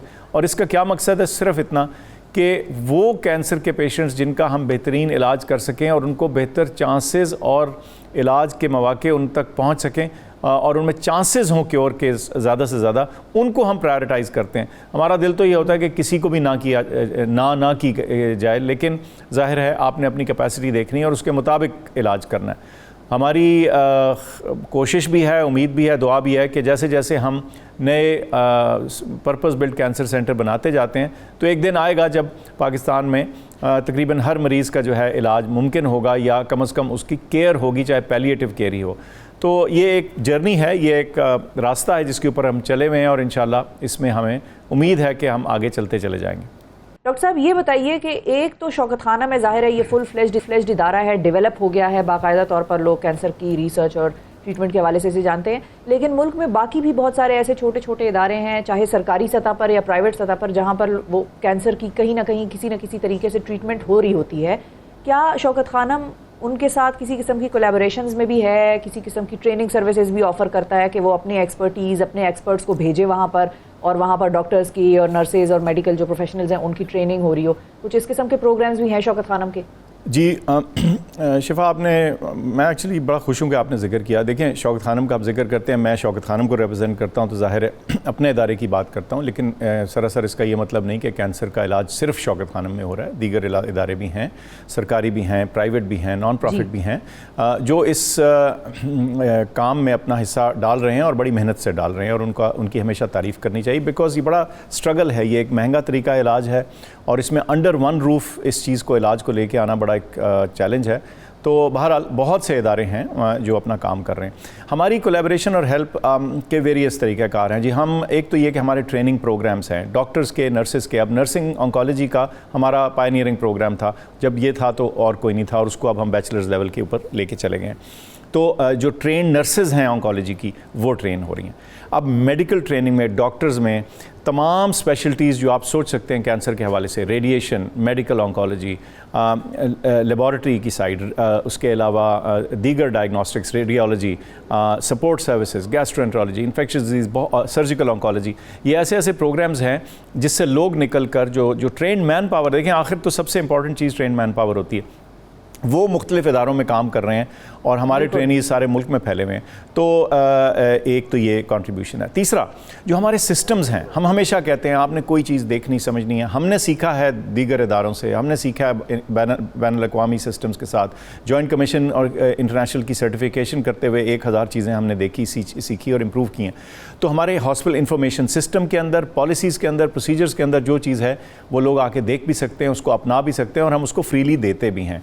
तो हमारा हॉस्पिटल इंफॉर्मेशन सिस्टम इस वक्त मुल्क के बहुत सारे इदारों में चल रहा है और हमें बहुत खुशी है कि उन इदारों में एक क्वालिटी और एक मेयार को बढ़ाने में और एरर्स को रिड्यूस करने में जो रोल होता है एक स्ट्रक्चर्ड सिस्टम का, इलेक्ट्रॉनिक सिस्टम का, वो अपना किरदार अदा कर रहा है। इसमें निजी इदारे हैं, नॉन प्रॉफिट्स हैं, गवर्नमेंट के इदारे हैं, जिसे कहते हैं हमारी अफवाज के इदारे हैं। तो इन सारी ऑर्गेनाइजेशन के अंदर हमारी ये कंट्रीब्यूशन मेरे ख्याल से बहुत अहम है, क्योंकि उसके अंदर बहुत से क्वालिटी के आइटम्स जो हैं वो हार्डवायर किए गए हैं, प्रोग्राम कर दिए गए हैं ताकि बेहतर मेडिकल केयर डिलीवर की जा सके।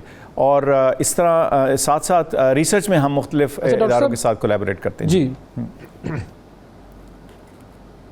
बिल्कुल सही है। फाइनेंशियल चैलेंज कितना बड़ा है शौकत खानम को चलाना, और वो किस तरीके से पूरा होता है और कैसे उसमें लोग अपना हिस्सा मिला सकते हैं? अच्छा देखिए, फ़ाइनेंशियल चैलेंज हमेशा से था और अभी भी है। गुज़िश्ता साल 2 में फ़ाइनेंशियल चैलेंज और भी ज़्यादा हो गया। उसकी वजह थी इन्फ्लेशन और जो सप्लाई चेन में जो डिसरप्शंस आई, उसकी वजह से जो चीज़ों की कीमतें बढ़ी। नेचुरली कोई भी इदारा जब आप चला रहे हो तो अपनी बजटिंग फोरकास्टिंग करनी जो है मुश्किल हो जाती है अगर इन्फ्लेशन इस हद की, और ख़ास तौर पे जब आपकी डिपेंडेंस हो इंपोर्ट्स पे, चाहे इक्विपमेंट के लिए, रीएजेंट्स के लिए, दवाइयों के लिए। तो ये चैलेंज है। अब वो कैसे हम पूरा करते हैं? मुल्क के अंदर से हमें डोनेशंस मिलती हैं, मुल्क के बाहर से मिलती हैं, और लगातार हमें जो हमारे डोनर्स हैं, सपोर्टर्स हैं, और इर्रिस्पेक्टिव कि वो किस बैकग्राउंड से हैं, वो हमें सपोर्ट करते हैं। अमीर से गरीब, सारे मुल्क में किसी पार्टी एफिलिएशन हो, हर तरह के लोग जो हैं शौकत खानम को ज़रूर सपोर्ट करते हैं और समझते हैं कि ये एक इदारा जो है एक कौमी नौइयत का इदारा है जिसको सपोर्ट करना ज़रूरी है। अच्छा, इसमें जो चैलेंजेस हैं इस वक्त वो ये हैं कि ना सिर्फ कि हमने शौकत खानम पेशावर और लाहौर चलाना है, ये बहुत अहम बात है, बल्कि एक पूरा नया अस्पताल 1 मिलियन स्क्वायर फुट का कराची में बन रहा है।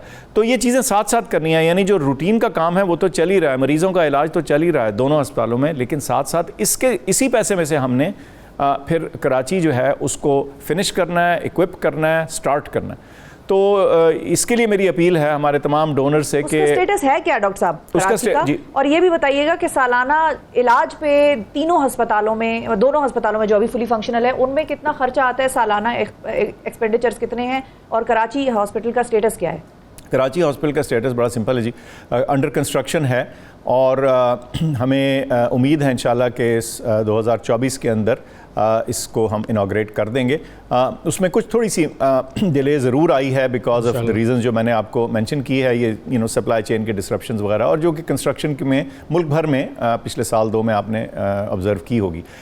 लेकिन वो अपना उसमें काम भी हो रहा है और उसकी फिनिशिंग भी जारी है, और हमें उम्मीद है कि ये अगले साल 2024 में किसी टाइम हम इसका बाकायदा आगाज़ कर देंगे। और उसको जब कराची का आगाज़ करेंगे तो उसमें हमें रेडिएशन, मेडिकल ऑन्कोलॉजी, सर्जरी और जो सपोर्ट सर्विसेज हैं, डायग्नोस्टिक्स हैं, सारी चीज़ों का बैक वक्त आगाज़ करना होगा, क्योंकि ये शहर से थोड़ा सा ज़रा सा बाहर है। चुनाचे हम यूँ नहीं कर सकते कि लाहौर से सपोर्ट कर रहे हैं उस चीज़ को।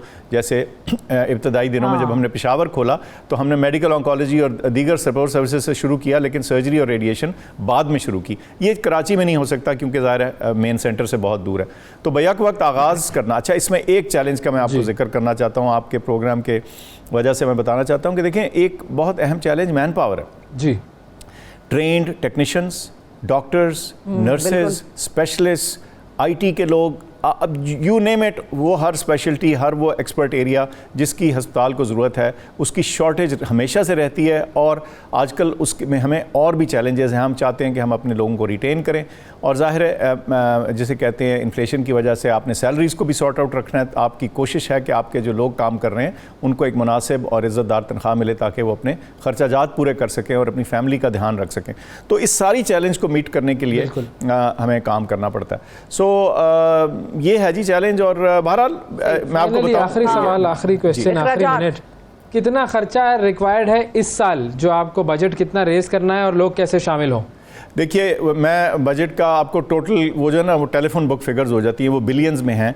मैं सिर्फ एक बात आपसे कहूँगा कि as far as any listener is concern, देखिए ना, जिसने 1 रुपया देना है, ये 1000 देना है, या 1 अरब रुपया देना है, या करोड़ रुपया देना है, वो अपनी बसात के मुताबिक दे। यकीन कीजिए ये कतरा कतरा दरिया बनता है और हर साल बनता है, और वो जो अरबों रुपए हमें हर साल चाहिए होते हैं वो इसी तरह पूरे होते हैं। और हर दफ़ा हम किसी हद तक हैरान भी होते हैं कि जब हमारे टारगेट्स ऊपर से ऊपर जा रहे होते हैं तो वो मीट हो रहे होते हैं। बल्कि हमारे चेयरमैन कई दफ़ा इस चीज़ पे वो भी कहते हैं कि यार आप बहुत बड़ा जब टारगेट बताते हो तो लोग डर ना जाएं इस बात से, लेकिन कभी लोग डरे और घबराए नहीं हैं। और हमेशा वो जो हमारी आस्क होती है, नीड होती है, चाहे वो बिलियंस ऑफ रुपीज़ में सालाना है, वो मीट हो जाती है।